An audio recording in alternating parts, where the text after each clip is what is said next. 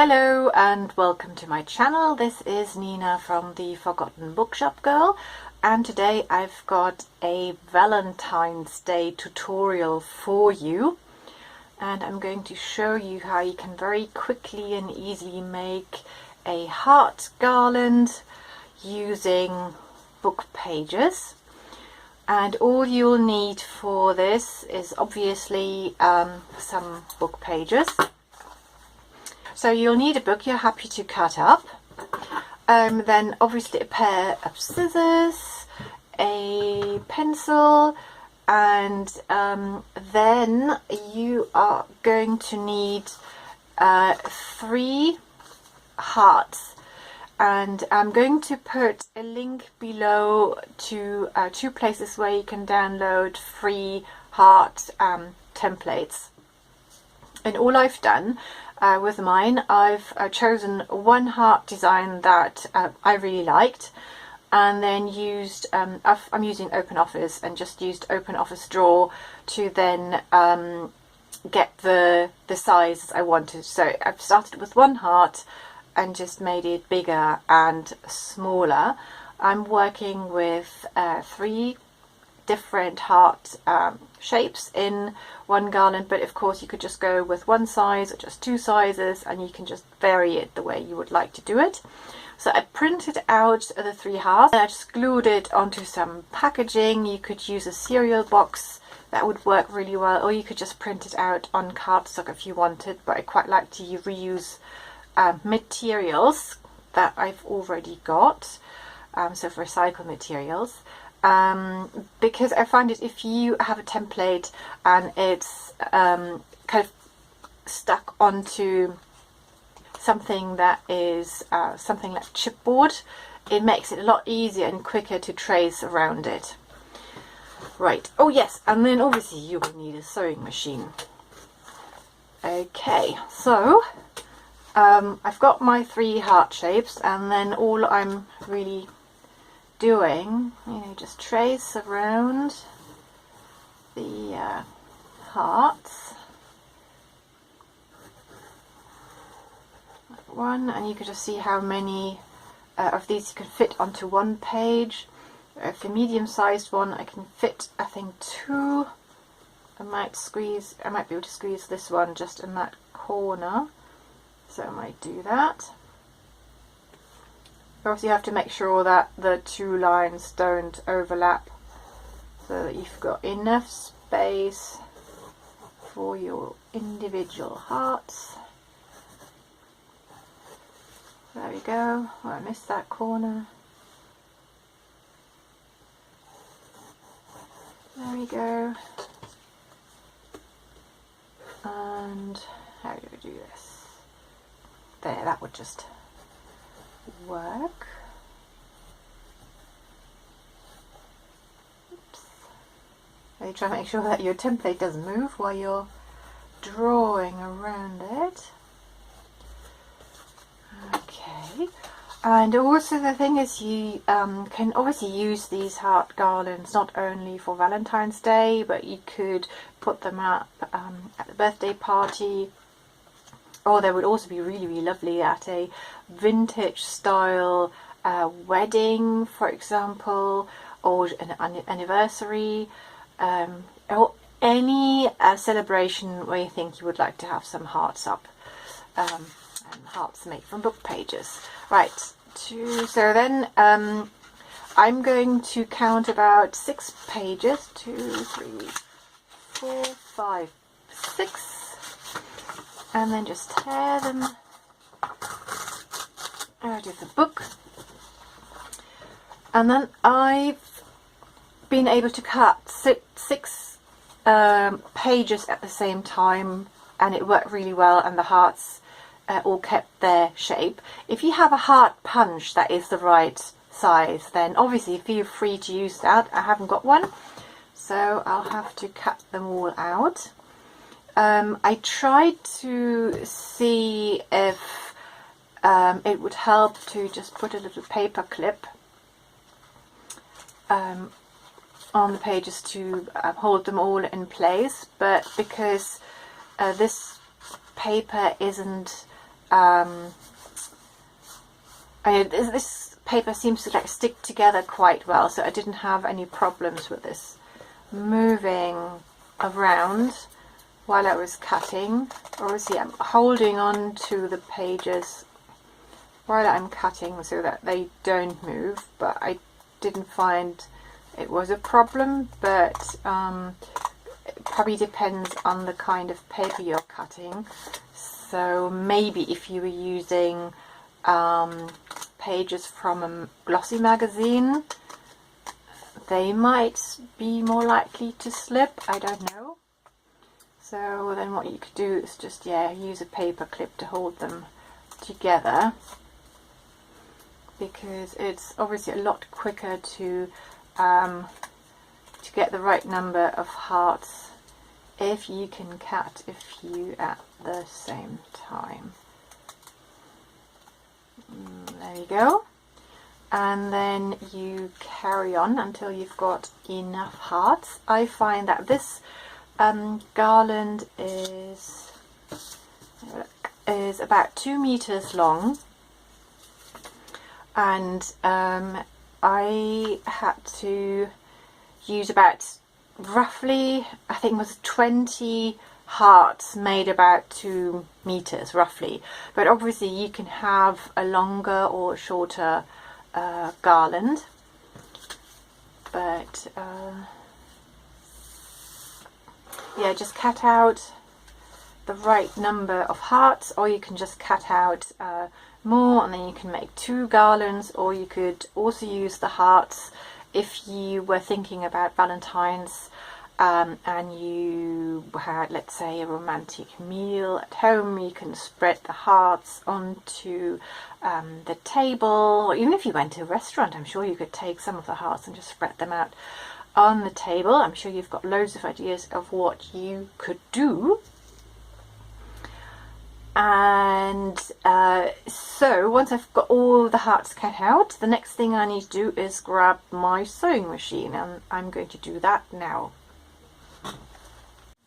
Okay, I've got my sewing machine out already, but I just wanted to show you something before we get started with the sewing, because what I really like to do is, when I've got all my hearts ready, because I want to have a mix of all the different heart shapes, and I worked out that about kind of roughly 20 hearts in a mix are about a 2 meter long heart garland, and that's what I usually aim for.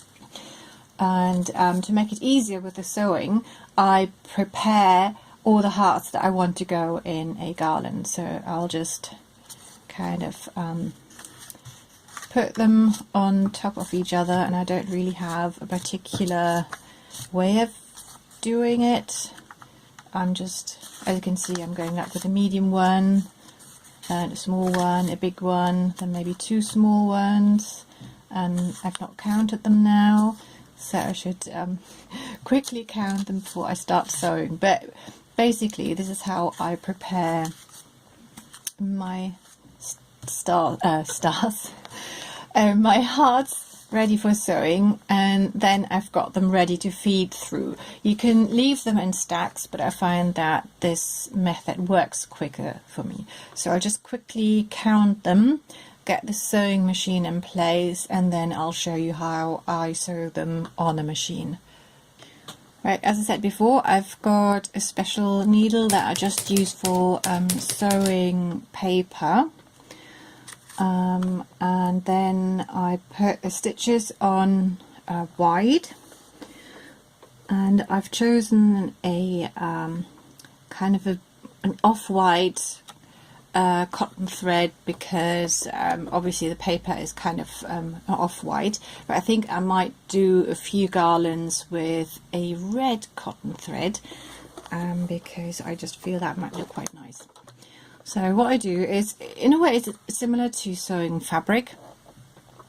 I'm holding on to the 2 bits of thread at the back, put the little foot down, and then I don't really pull on the 2 threads, but I kind of hold on help to guide the paper through. And it can happen, I find that sometimes the first heart that goes through can look a little bit wonky. It really depends on how the threads have come through. Hang on, let me just... Where's the other one? There we go. So in this case, because I'm leaving, what I forgot to say, I'm leaving a little bit of thread at the end of the garland, so I've got something I can use to hang up the garland. So I think I might just pull this through and then ignore the first little heart, so I need another one. But yeah, this shows you all the things that can happen when you're making a star garland. Right, let's do this again. There we go. And then I tend to leave a little gap between the hearts. The gaps vary. And then I just feed the next heart through. What I would recommend is sewing the hearts about here, because if it's all physics, if you were sewing them down here, they might flip over because the top half would be heavier than the bottom part of the heart, and they might just flip over.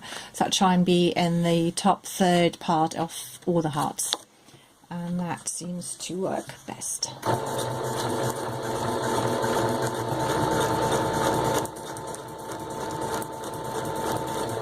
And all the time I'm holding on to the thread at the back, and just really, I don't pull, but I can feel resistance. So it's like a gentle pulling or just holding on to it, and then I just carry on sewing.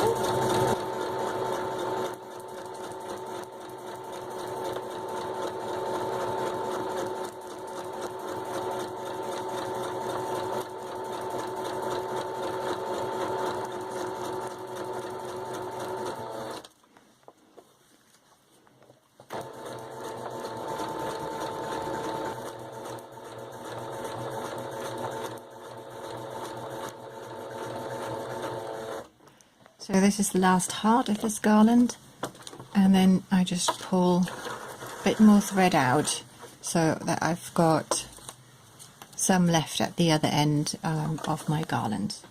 And I'll just grab a pair of scissors and cut it off, and then we'll have a look at the garland in a second. Just started raining outside, so it's quite dark, but I hope this is okay. But anyway, this is the finished heart garland. There's one end here. Oh, this is the heart. That was a bit wonky, but now looking at it, it's actually fine, so I could have left it. So all I'll do is just cut this little bit off, and then I've got this bit of thread if I wanted to hang it on a nail or on a pin or something. And then here is the other end of the garland. So as you can see, it's actually really quite simple to make one of these heart-shaped garlands. So you've got plenty of time to make one of these either for Valentine's Day, or you could also keep this in mind for any birthdays, or even kind of like vintage style bookish weddings. I think that would be really beautiful if you had loads of star I keep saying star garlands because I made a video on star garlands. Anyway, so that would be really beautiful, I think, if you had lots and lots of heart garlands at a wedding, for example, so you can use them in many ways.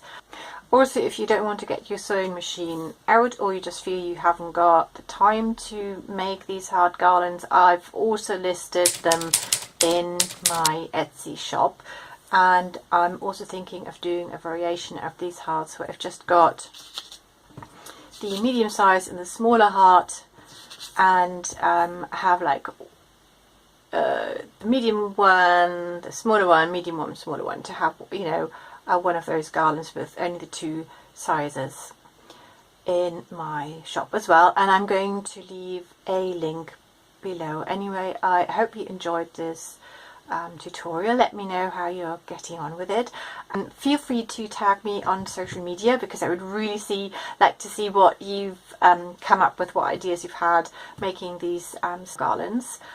Also, just a quick idea of how you can store them really easily so that the thread doesn't get all tangled up is you start at one end, and then you are kind of using an accordion fold.